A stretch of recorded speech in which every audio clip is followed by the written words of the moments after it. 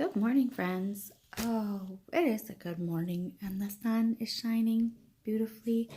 Um, so just wanted a few thoughts on a Monday morning for you. This is beautiful. A lot of good things, but especially reading now John, the book of John, chapter 20, which is Easter, and the chapter about the disciples seeing Jesus' tomb and Mary, and so there was something else I was going to record yesterday. I'll probably get to that in another video. But for today's, I just stuck on Mary and her Mary Magdalene is who that is. So the one who had I can't remember how many demons, but I want to say 7, but it could be even more. She had these demons, and so she had an encounter with Jesus earlier in her life, and Jesus is the one who took the demons out of her, and then she followed him and loved him. And so obviously she missed him. And John 20 is after the disciples had gone to the tomb, and Peter and John, and checked it out. And they went back home, but Mary didn't. Mary stayed. And then I think that just right there is a little bit of a point. Like, don't rush to get things back to normal sometimes, or to go back home, but to take time where you're at, to grieve, to be there. And she didn't exactly know what she'd find by staying there, but she's needed to still stay there longer. And I guess everybody, especially with grief, it's very individual. Everybody has their own timetable. And so there's 3 different times it talks about actions sort of Mary. The first one is that as she's outside the tomb, she's crying, but then it says she bends over to look into the tomb. And it's an action of just instead of just sitting, she moves, she looks, she's curious, she's seeking.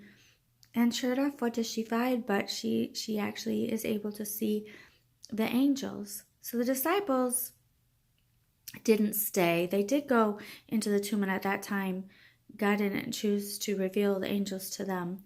Whether they were there or not, we don't know. But Mary was able to see them.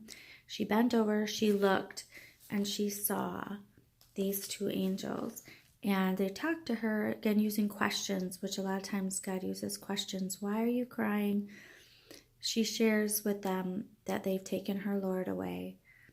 And just again, my Lord, it's personal. Not just a person or my teacher, but my Lord, my Jesus. There was such a relationship there. And then after she had said that, I don't know where they put him, she turned around. So she's still looking. She didn't just keep focus on the angels. I mean, they're angels. It says that they're white. It doesn't say that they're like really amazing looking, but still, like, there's angels in the tomb, and she's still looking around like, but this isn't Jesus. And maybe the same for us. Whatever might captivate our attention for a moment, it might be beautiful, it might be something, but it's not. If it's not Jesus, keep looking. Keep looking around in your morning, in your day. So at verse 14 of chapter 20, it says, at this she turned around and saw Jesus. So if you're looking, he's going to reveal himself one way or another. He's not going to make us keep seeking. He loves that we're looking for him most of all. And at that point, though, she didn't even realize it was Jesus. And he calls her, woman, why are you crying? Not necessarily revealing himself as Jesus to her yet. Who are you looking for? Again, another questions.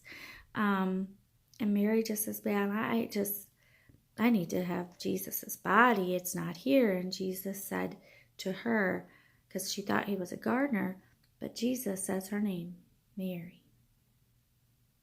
And however he said it, with the beautiful voice of Jesus, the beautiful love of Jesus coming through, she knew immediately. She turned toward him and cried out in Aramaic, Rabboni, which means teacher. She was affected that she heard her name from him. And I guess today, whatever we're going through, can we just imagine for a minute him saying our name? Sitting for a minute and hearing him say, Sarah. because he knows our name and he loves our name and he loves us. And he says it so tenderly and beautifully in that relationship with us. And then she wants to hold on to him. And he says, that's not what you're thinking isn't what I'm here for, to stick around, to continue to be here for you on earth. So I can't even allow you to start thinking that way. You need to know from the beginning that I'm going to be ascending. I'm going to be going to my Father and to your Father. And this is cool. When he calls the disciples, he goes, go to tell my brethren, my brothers, that even as Jesus is resurrected and he's God's son and he's holy and perfect, he says, hey, go tell my homeboys, my brothers, like there's this, never going to be equal to Jesus by any means, but in Jesus' mind already, they are his brothers. And that is just insane that our God could make us in that status of calling us his brothers or sisters. And it's really because of what he had done for us, that he lowered himself and humbled himself to take on our sins and to purify us so that we could have that status.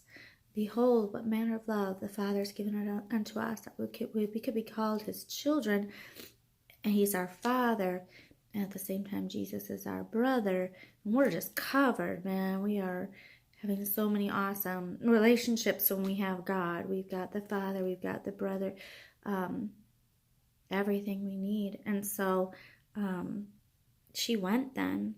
She went and she told them. She did what Jesus had asked her to do. So I can imagine it was easy to leave Jesus.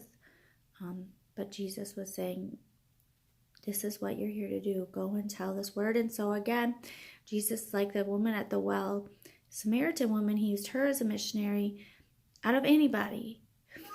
Out of anybody he could have used. He chose to use Mary Magdalene, the one who had had demons, the one who was afflicted, the one who Jesus loved, to go and be that messenger. So this is just a wonderful, wonderful way to start the day. But then also in the devotion on Bible Gateway, it really leaves some more beautiful thoughts. And it's really thoughts about our resurrection, because that's really what Jesus rose so we can rise, so we aren't stuck in the grave. And so I'm just going to read a few of those thoughts here too. We can think, because of Jesus, of our death with pleasure and welcome it with delight when we live near the cross. When we realize that death is not a banishment, but a return from exile.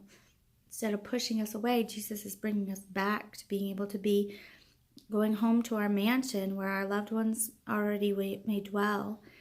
We're not far from home. And then an interesting thought, that just a moment brings us there.